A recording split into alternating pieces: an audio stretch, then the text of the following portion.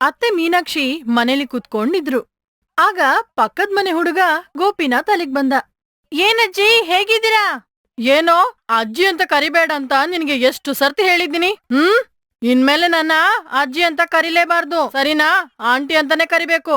ಆಗ ಒಳಗಿಂದ ಹಾಲಿಗ್ ಬಂದ್ಲು ಗೋಪಿಕಾ. ಗೋಪಿಕಾನ ನೋಡ್ದ ಗೋಪಿನಾಥ್. ಆಮೇಲೆ ಮೀನಾಕ್ಷಿನ ನೋಡಿ ಕೇಳ್ದ, ಅದು ಸರಿ, ನಿಮ್ಮನ್ನ ನಾನು ಅಜ್ಜಿ ಅಂತ ಕರೆದೆ ಆಂಟಿ ಅಂತ ಕರೆದ್ರೆ ಅಲ್ಲಿ ಬರ್ತಾ ಇದ್ದಾರಲ್ವಾ, ಅವ್ರನ್ನೇನ್ ಕರೆಯೋದು ಅಂತ ಗೋಪಿಕಾನ ತೋರ್ಸಿ ಕೇಳಿದ ಗೋಪಿನಾಥ್. ಅವಳನ್ ಹೇಗೆ ಕರಿತೀಯೋ ಅದು ನನಗ್ ಗೊತ್ತಿಲ್ಲ, ಆದ್ರೆ ನೀನ್ ನನ್ನ ಅಜ್ಜಿ ಅಂತ ಮಾತ್ರ ಕರಿಬಾರ್ದು, ಆಂಟಿ ಅಂತಾನೆ ಕರಿಬೇಕು. ಇನ್ನೊಂದ್ಸಲ ನನ್ನ ಅಜ್ಜಿ ಅಂತ ಕರೆದ್ರೆ ನಿನ್ನ ಓಡ್ಸಿ ಓಡ್ಸಿ ಸಾರಿ ಬಾದತೀನಿ ನೋಡ್ಕೊ.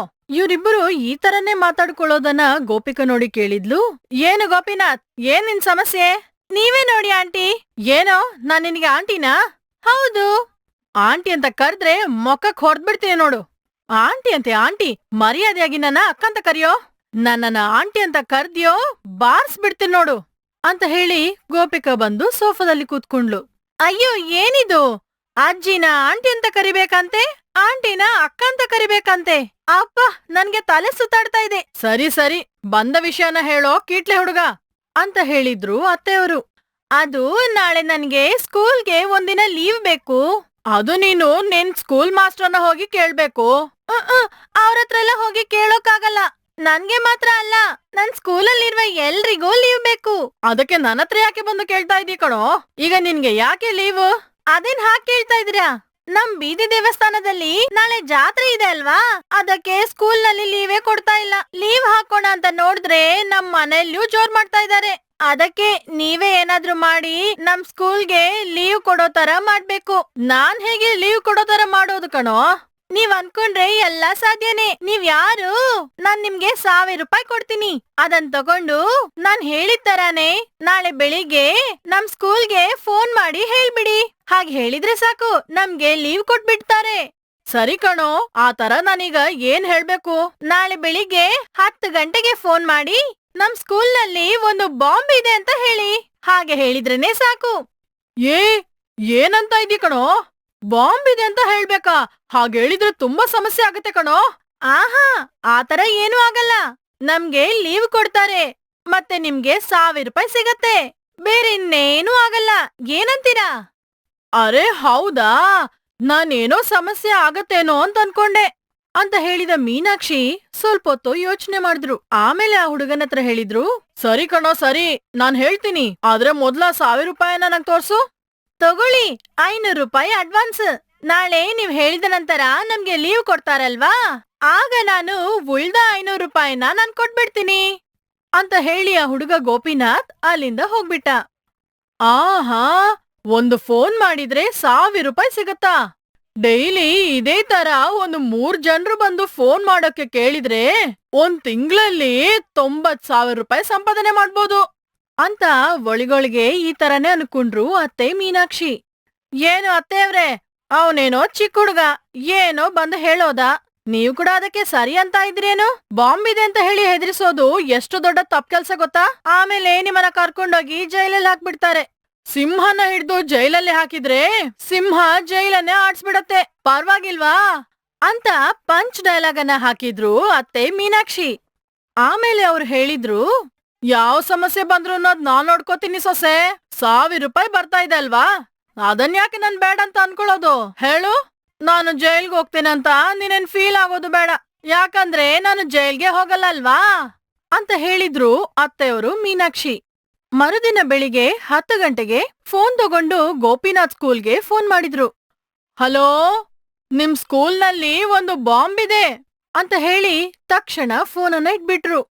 ಅವ್ರು ಫೋನ್ ಮಾಡಿದ ಸ್ವಲ್ಪೊತ್ತಿಗೆನೆ ಗೋಪಿನಾಥ್ ಅಲ್ಲಿಗ್ ಬಂದ್ಬಿಟ್ಟ. ಏನೋ ಗೋಪಿನಾಥ್, ಏನಾಯ್ತು? ನೀವ್ ಫೋನ್ ಮಾಡಿದ ತಕ್ಷಣ ನಮ್ಗೆ ಲೀವ್ ಕೊಟ್ರು.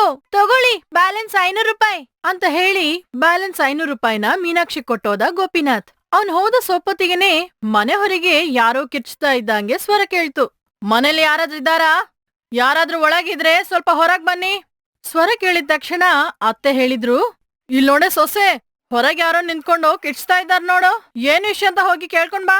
ಅತ್ತೆ ಹೇಳಿದ್ದು ಕೇಳ್ಕೊಂಡು ಹಾಲಿಗ್ ಬಂದ ಗೋಪಿಕಾ ಹೇಳಿದ್ಲು, ಏನ್ ಅತ್ತೆ ಅವ್ರೆ, ಇಲ್ಲೇ ತಾನೇ ಇದ್ದೀರಾ? ಯಾರಂತ ಹೋಗಿ ನೀವು ಸ್ವಲ್ಪ ನೋಡ್ಬಾರ್ದಾ? ಏನು ಇದಕ್ಕೂ ಹೋಗಿ ನಾನೇ ನೋಡ್ಕೊಂಬರ್ಬೇಕಾ? ಗೋಪಿಕಾ ಹೊರಗ್ ಬಂದು ನೋಡಿದ್ಲು. ಅಲ್ಲೊಂದು ಲೇಡಿ ಪೊಲೀಸ್ ಮನೆ ಹೊರಗೆ ನಿಂತ್ಕೊಂಡಿದ್ರು. ಗೋಪಿಕಾ ನೋಡಿದ ತಕ್ಷಣ ಅವ್ರು ಕೇಳಿದ್ರು, ಇಲ್ಲಿ ಗೋಪಿಕಾ ಅಂದ್ರೆ ಯಾರು? ನಾನೇ ಮೇಡಮ್. ಏನ್ ವಿಷಯ? 10 ಗಂಟೆಗೆ ಯಾರಿಗ್ ಫೋನ್ ಮಾಡಿದ್ರಾ? ಫೋನ್ ಮಾಡಿ ಏನ್ ಹೇಳಿದ್ರಾ? ನಾನ್ ಯಾರಿಗೂ ಫೋನ್ ಮಾಡ್ಲಿಲ್ವೇ. 10 ಗಂಟೆಗೆ ನಾನು ಸ್ನಾನ ಮಾಡ್ತಾ ಇದ್ದೆ. ಹೌದಾ? ಈಗ್ಲೇ ಹೋಗಿ ನಿಮ್ ಫೋನ್ ತಗೊಂಡ್ ಬನ್ನಿ. ಗೋಪಿಕಾ ಒಳಗ್ ಹೋಗಿ ಫೋನ್ ತಗೊಂಡ್ ಬಂದ್ಲು. ನೀವೇ ನೋಡಿ, 10 ಗಂಟೆಗೆ ಯಾರಿಗ್ ಫೋನ್ ಮಾಡಿದ್ರಂತ ನಿಮಗೆ ಗೊತ್ತಾಗತ್ತೆ. ಗೋಪಿಕಾ ಫೋನ್ ನೋಡಿದ್ಲು. 10 ಗಂಟೆಗೆ ಆ ಫೋನಿಂದ ಯಾರಿಗ ಕಾಲ್ ಹೋಯ್ತಂತ ವಿಷಯ ಅವಳಿಗೆ ನೋಡಿದ ತಕ್ಷಣ ಗೊತ್ತಾಯ್ತು.